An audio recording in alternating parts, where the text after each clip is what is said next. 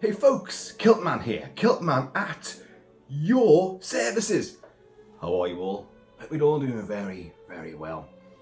Now, as most of you are well aware, I was involved with the Kickstarter campaign to get the great film composer Christopher Young's score for the original 1922 Nosferatu released on a double CD.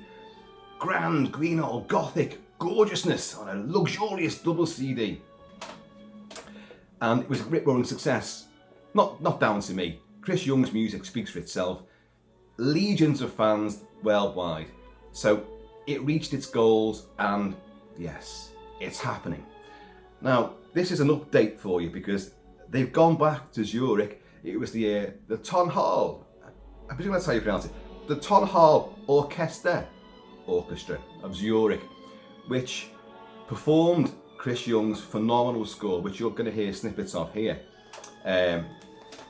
at a premiere of the movie, the original F.W. Murnau, Albert Grove's 1922 seminal vampiric masterpiece, Nosferatu. Count Graf Orlok, played by Max Schreck, standing in for Dracula, of course, because it is the illegitimate version of Bram Stoker's novel, but an absolute classic, revered by film scholars, again, the world over. So, the film played with Chris Young's full score. The Tonhalle Orchestra, conducted by Frank Strobel, and it brought the house down. Yes, the rafters collapsed in rhapsody from this gorgeous music. So, film score lovers and a lot of other people as well, other interested parties joined the Kickstarter, and it reached its goal. So, Chris Young returned to Zurich last week, maybe a bit of the week before as well, and they got all the orchestra back again. Everybody was in there, and they recorded it again. They couldn't do the film score was recorded initially from the live performance at the premiere last year, and I'm lucky enough to have a recording of that. But as good as that is, and it is phenomenal, trust me, that's not good enough to put out on a CD, because there's bits where obviously a mic drops out, bit of sound isn't quite right, someone coughs, there's something going on. They want it to be pristine and totally beautifully presented. Of course they do.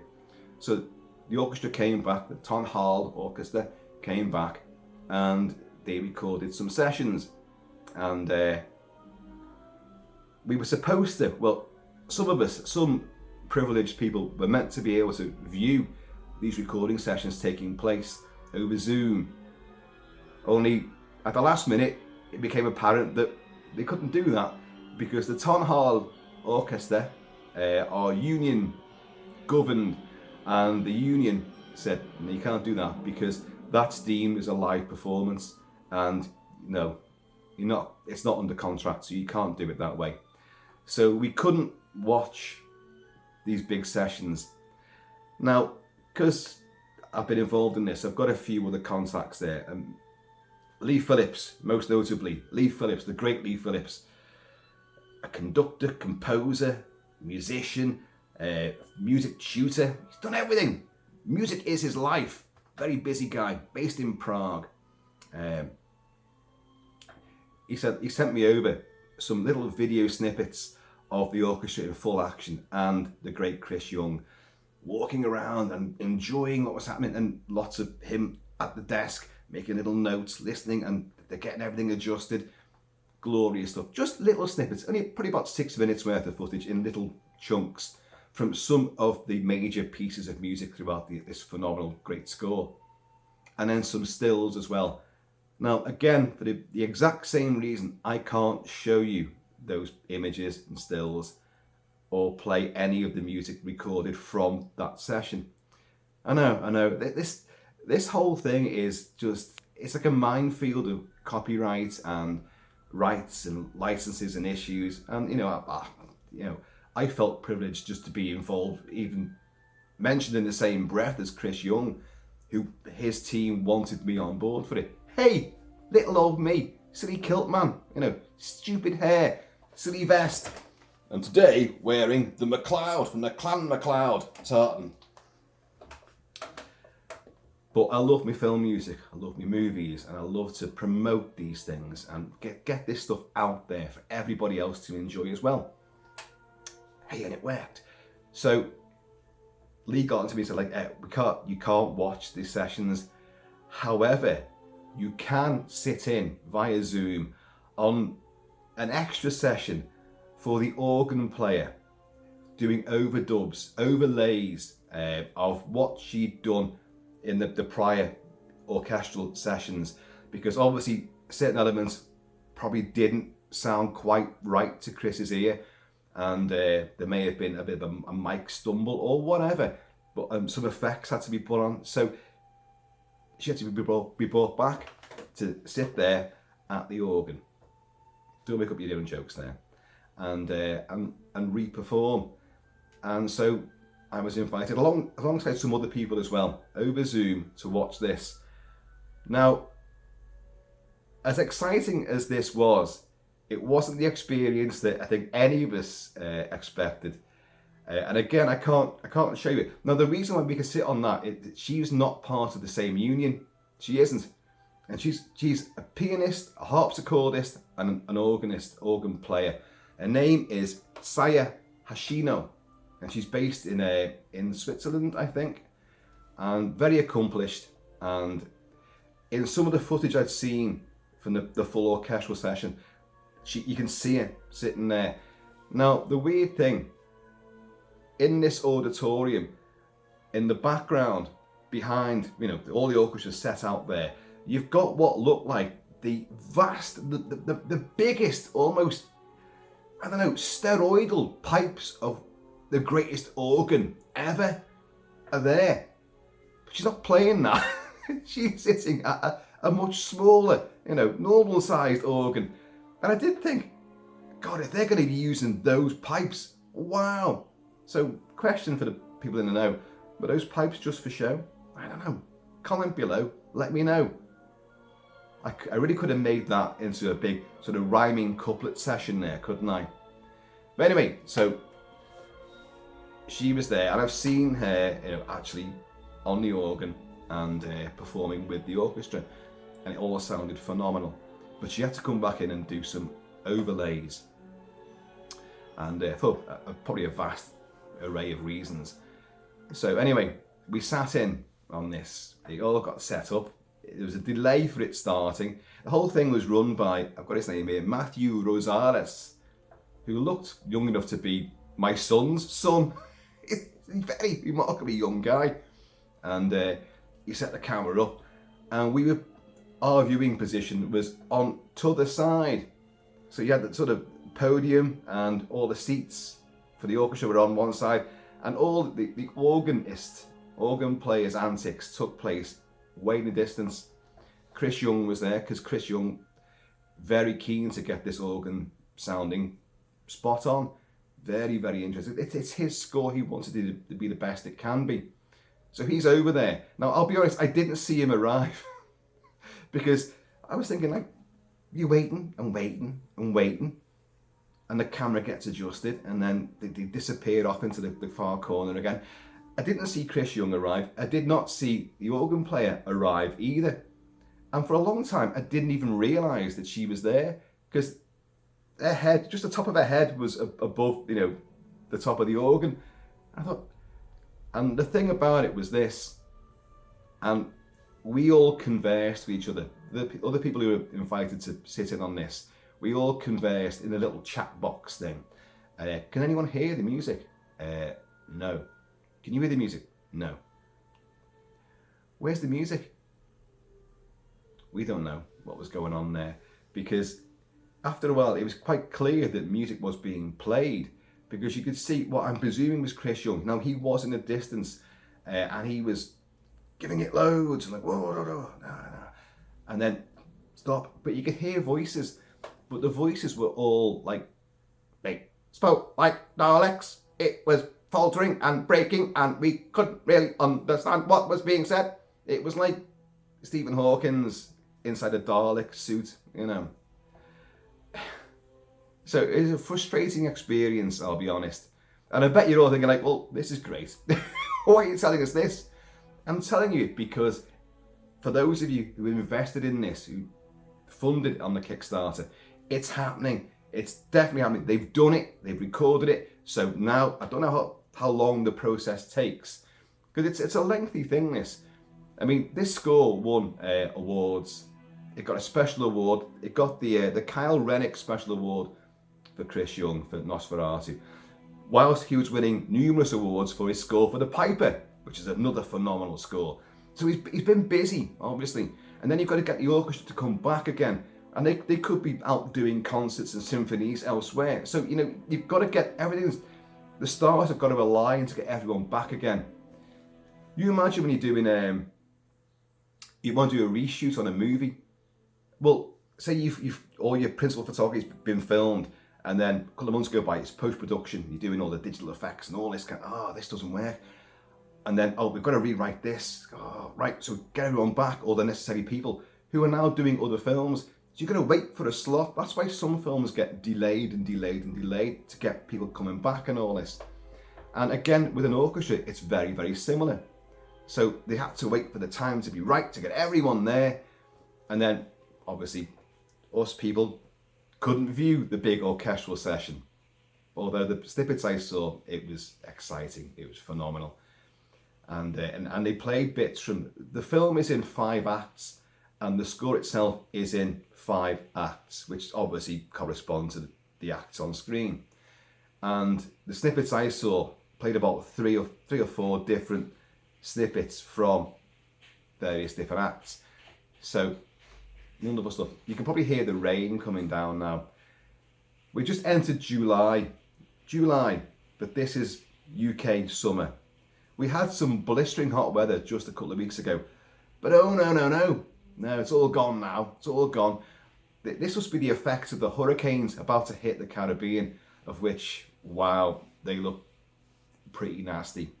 So a little weather break there, a little interlude there. Oh, speaking of interludes, bottoms up, y'all. Cheers, Chris. Cheers, the Tonhalle Orchestra. Cheers, Lee.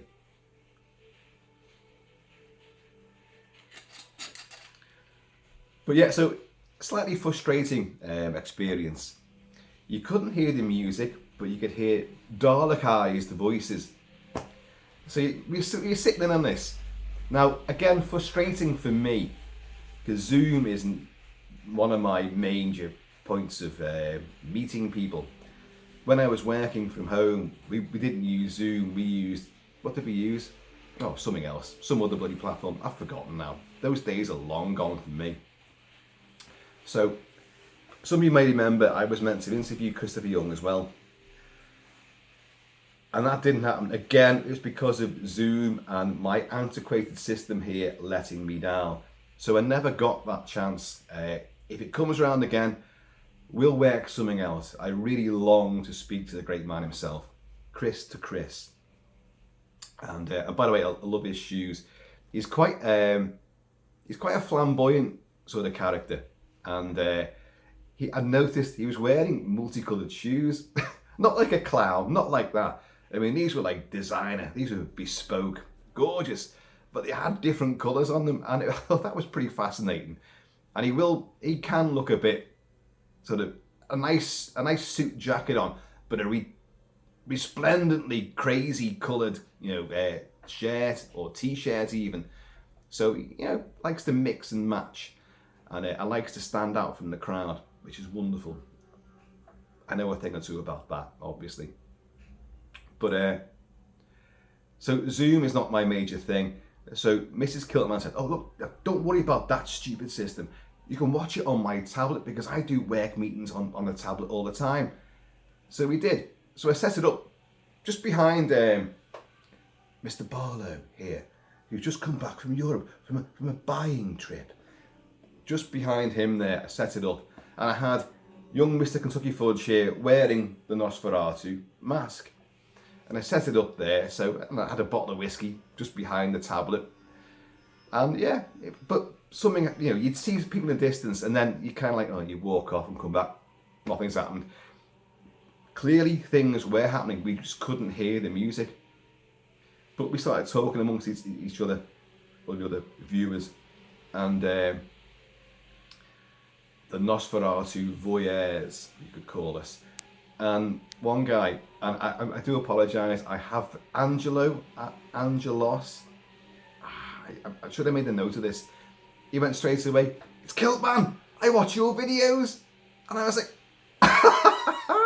fame at last. Now, was it because you recognised me, or you recognised Mr. Kentucky Fudge wearing the mask?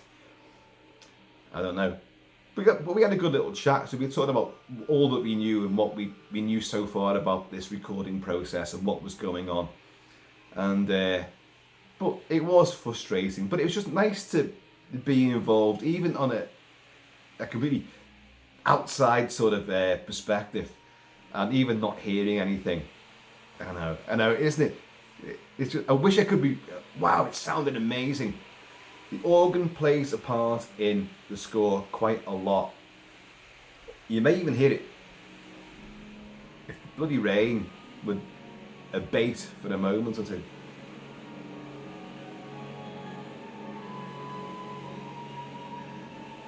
Well, as I say, I thought those great big pipes would be involved. So I was expecting, like, wow, there's going to be some noise to this. The exact opposite. And the session lasted for about an hour, I think. Was it slightly more? It took a while setting up. And but as Lee said to me, welcome to my world. These things take time. They've got to set up. She has to sync with the previous recording. So the little errors, I doubt they're errors. They're just, it didn't sound quite as good as I wanted it to sound, according to Chris. So could you come back in and we'll just do this? This is a standard thing for orchestras and for recording music. A very, very standard, very commonplace thing. And I'd say she's very accomplished, harpsichordist and pianist, but the organ was her speciality for this. And it's such a shame I couldn't hear it. But you got a taste of what this is like. If you're into movie scores and your orchestras and how they do these things, it was a brief snapshot into the life of bringing these people in and sitting there. It's not all just like, oh, and grandiose, tapping the little lectern or whatever you call it, you know, and like violins, you on the tambourine, you on the castanets. And if I was there, it'd be me on the bongos, that's the only thing I can bloody play. And I can't even play them. I play spoons on your knee. It's like the US cavalry charging to their death at a little big one. You know. But it was interesting. It really was. And the score, the full score is just incredible. What they did during the Kickstarter thing, and I would do it as well, they released little snippets of music from each of these acts, and I would play them as they got released, and they put on YouTube, so you can go and find all of those. I link to them all each time, but they're great. They're wonderful, but they are just a snippet of what the full 93-minute score brings to you.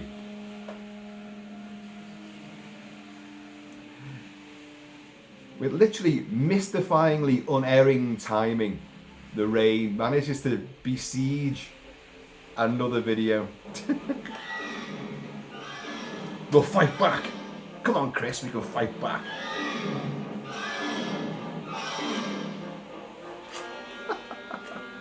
I was freely swigging from this stuff on the Zoom session.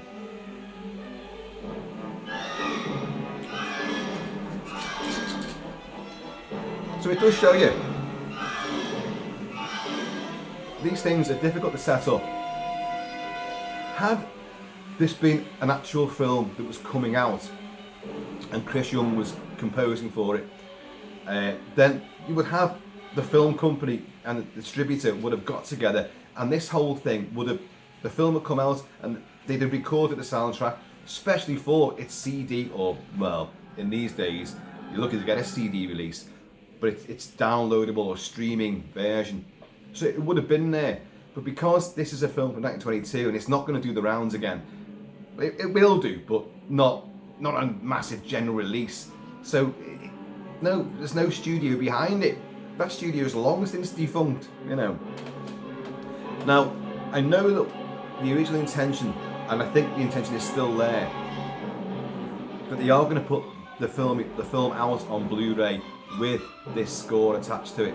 That is definitely what Chris spoke of initially, and I think that is still the hopefully the end result. We're going to get a version of Nosferatu with this score playing alongside.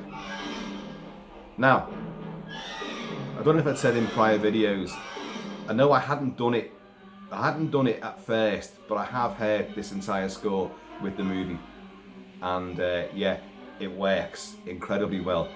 It energizes those iconic images and that highly atmospheric, stylistic flourish that Murnau injected into this movie. Orlok, the shadow play, the hands, the eeriness, you know, the Transylvanian castle, the travelogue moments, the high-speed carrying of coffins through the streets, you know, of Visberg. It gives a whole new dynamic angle to the movie. It gives it more Sturm und Drang, more thrust. It makes the scary moments scarier. It builds up suspense, and it's far more thrilling than it's ever been before. So it shows you the power of music, and it will be great to watch that movie with this score. James Bernard's score was phenomenal, was great, but it was very in the style of the Hammer scores that he did for Dracula or Frankenstein. It was Nosferatu. Doesn't quite work, does it? But it was a great score, and still a lot of people really revere that score. It's wonderful, and I've heard other scores for it as well. But this blows them all out the water. It's bigger, it's richer, it's more full-bodied.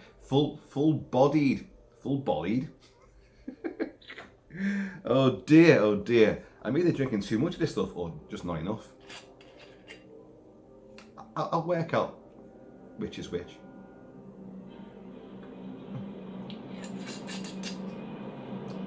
Oh, not enough, definitely not enough. Oh, this is great, isn't it? And it does fit the visuals. I know you're probably thinking like, oh, wow, what secrets could that be? No, it works. Trust me, it works.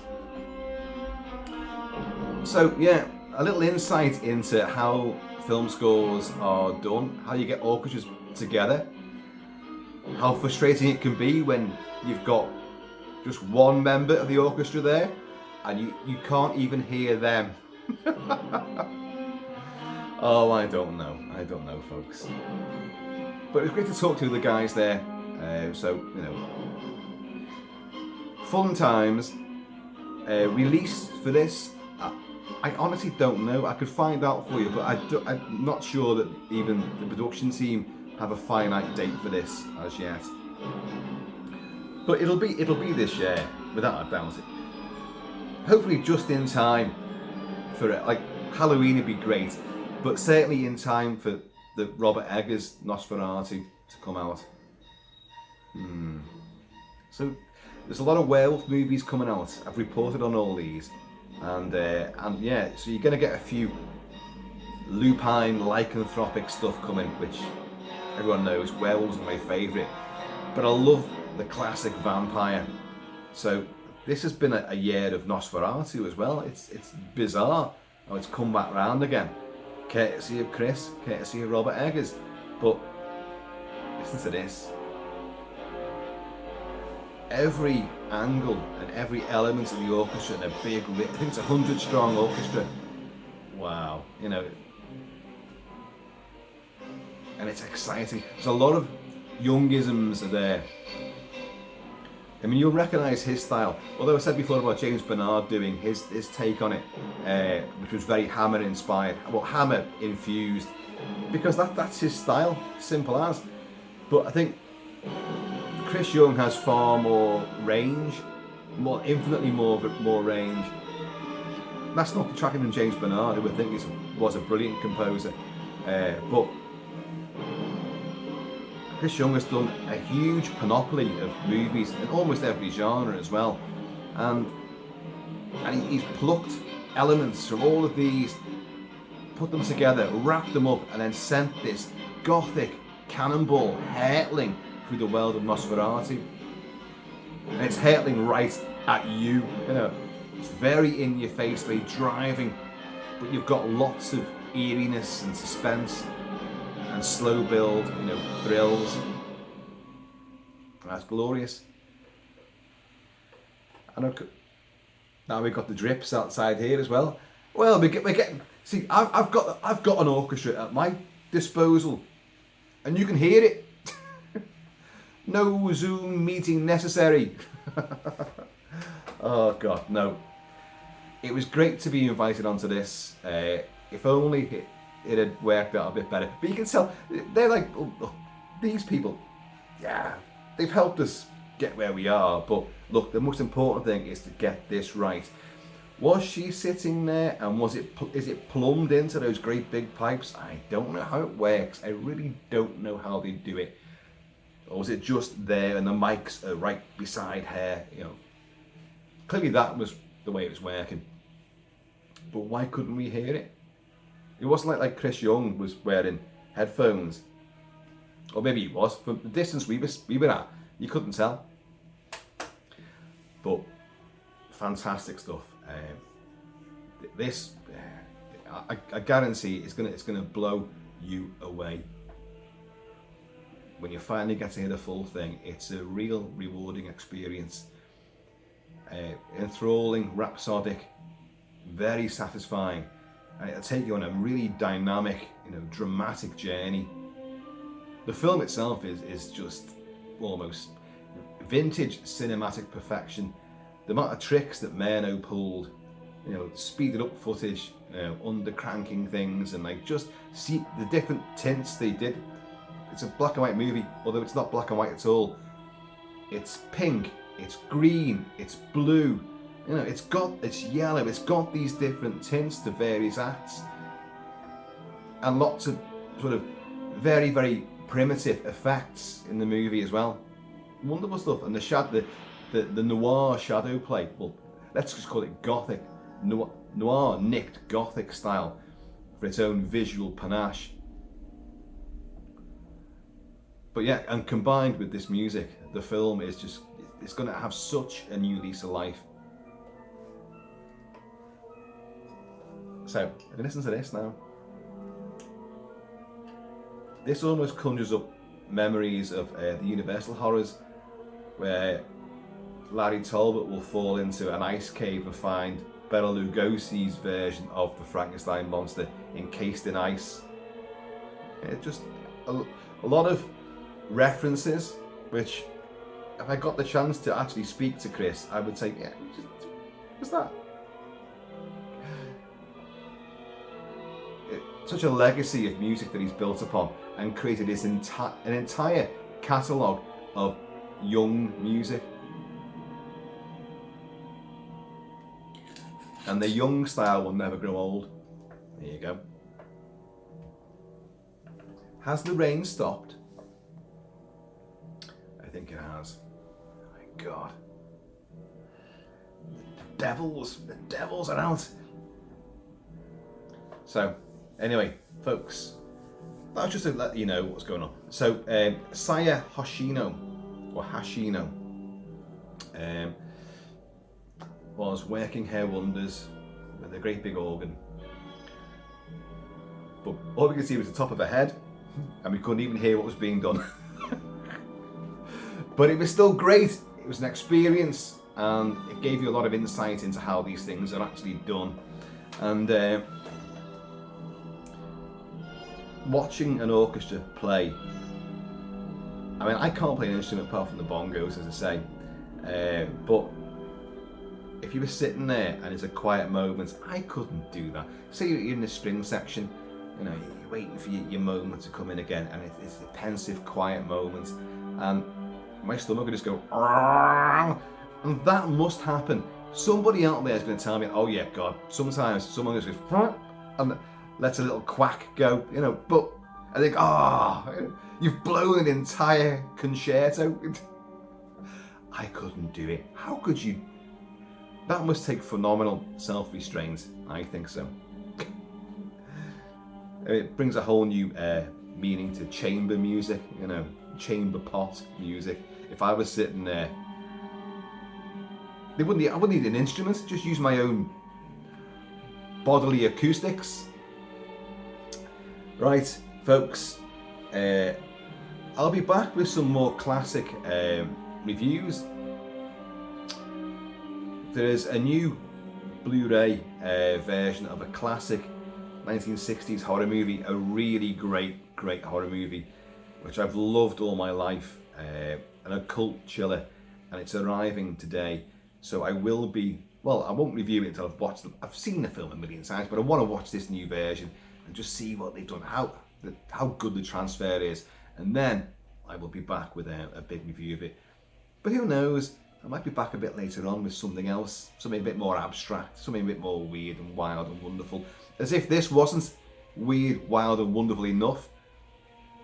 To sit here and talk about something which I can't show you and I can't even play for you, although you are hearing perhaps a little bit more music than the YouTube excerpts revealed to you. There's a lot more to this score. Anyway, Chris Young, loving your work. Tonhalle Orchestra, loving your work. You guys I spoke to you the other day. Great to hear your views, and yeah, well, that's about it, folks. So, and Chris, loving the shoes. They wouldn't go with a kilt, I've got to be honest. I'm not a man for wearing shoes. I don't wear shoes at all. I wear boots, just boots. Nothing but boots. I'm like Imelda. Was it Imelda Marcos with all the footwear? Or was it Elena Marcos? No, that's Suspiria, isn't it? That's Suspiria. The big witch. But I've got so many boots, but they all fall apart. I wear boots that they literally fall apart, and then I don't chuck them out. So when the boots I'm wearing, you know, in the recent, you know, months fall apart, oh God, no. And I go back to an older pair. But the reason why I bought the new boots is because the older ones fell apart. And then there's no point going back to the ones before that, or before that, or before that, because they've all fallen apart. The soles are coming off, the toes are flapping like this, you know, like. Yeah, got to get some new boots. Anyway, I'll have one final swig of this and wish you guys all the best. All the best.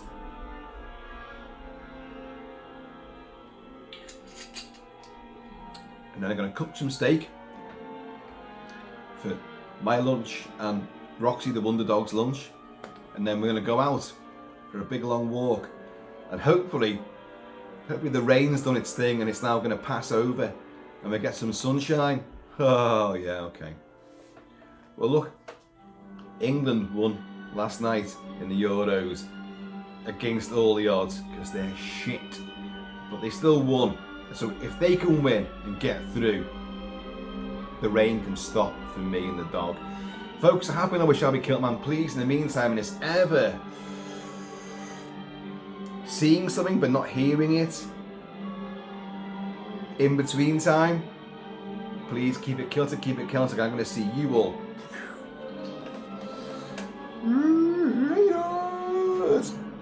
in a crypt near you soon.